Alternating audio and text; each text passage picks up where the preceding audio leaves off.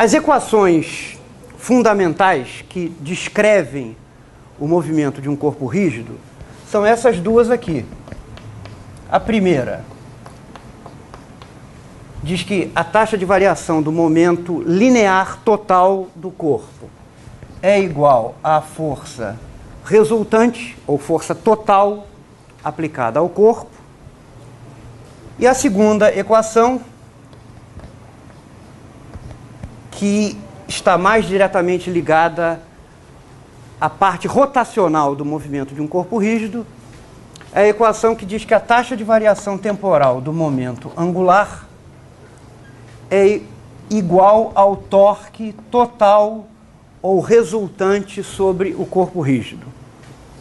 Então, os símbolos aqui significam P maiúsculo é o momento linear total do corpo rígido, que também pode ser descrito como a massa do corpo vezes a velocidade do centro de massa.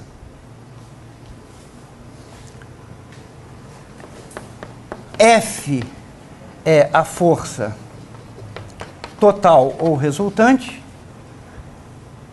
L é o momento angular total.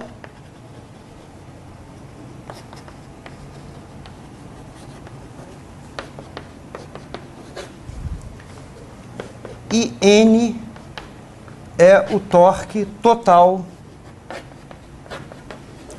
ou resultante.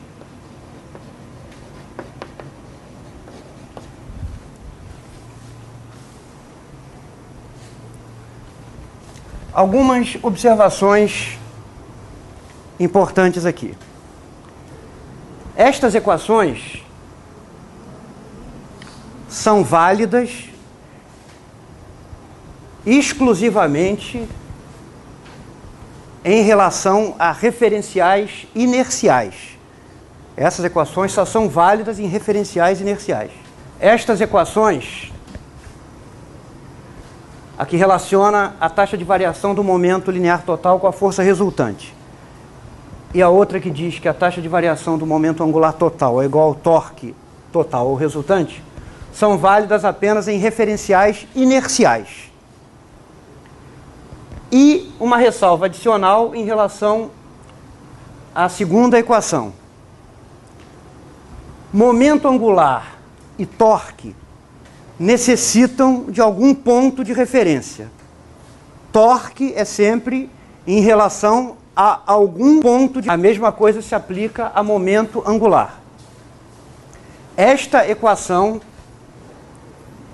só é verdadeira se o referencial for inercial e se o ponto de referência para o cálculo do momento angular e do torque satisfizer certas restrições. Nós podemos assegurar que esta equação é verdadeira se o torque e o momento angular são referidos a um ponto fixo num referencial inercial, ou também se torque e momento angular são referidos ao centro de massa do corpo. Então, se esses eixos aqui são eixos associados a um referencial inercial, e se isto aqui representa o corpo rígido, consideremos um ponto O do corpo.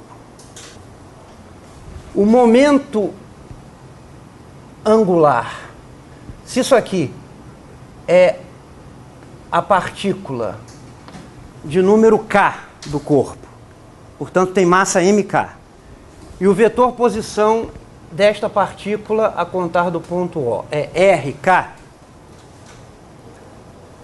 então, por definição, o momento angular em relação ao ponto O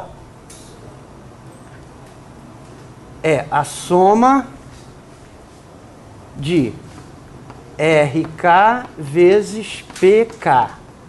PK é o momento linear da iésima partícula desse corpo, que também, se o corpo é formado por N maiúsculo partículas, então essa soma estende-se de 1 até N. Isso aqui é a mesma coisa que soma de MK, RK vezes VK.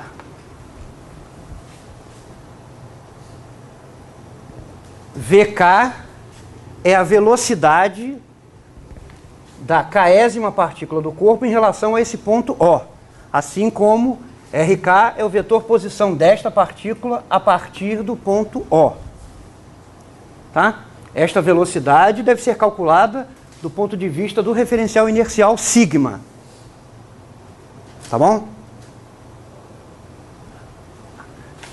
Como eu disse antes, idem para o torque, né? O torque em relação ao ponto O, por definição, é soma de RK vezes FK, onde FK é a força sobre a késima partícula.